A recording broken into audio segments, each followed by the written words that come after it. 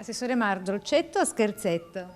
Dolcetto, si vede. Tutto pronto a Mestre, Venezia e Isole per la festa itinerante di Halloween. Da sabato 28 a martedì 31 tra zucchero, zucche, bancarelle, stand, animazioni, numeri di magia e maschere, il divertimento sarà alla portata di grandi e piccini. Le performance al via da sabato prossimo a Forte Marghera a Mestre. Con Fortenebra, organizzata da Venezia Comics, che durerà dalle 10 della mattina alle 8 della sera, quindi ci possono andare tutti e trovare il tempo di partecipare a workshop, essere coinvolti in laboratori, giochi di ruolo, ci saranno degli stand, gadget, cioè ci sarà la possibilità di fare festa. Quindi il 31 in Piazza Ferretto, Corte Legrenzi, via Palazzo. Per le solite sorprese per i bambini. Manifestazione a Marghera e anche in parrocchia a Carpenedo.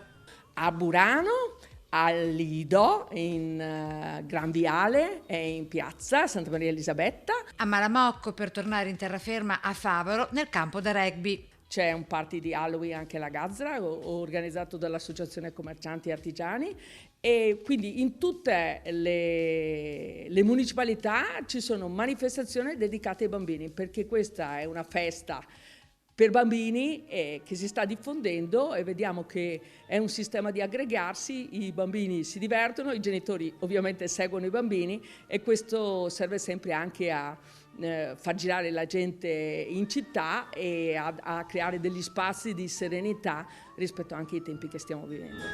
Dolcetto, scherzetto!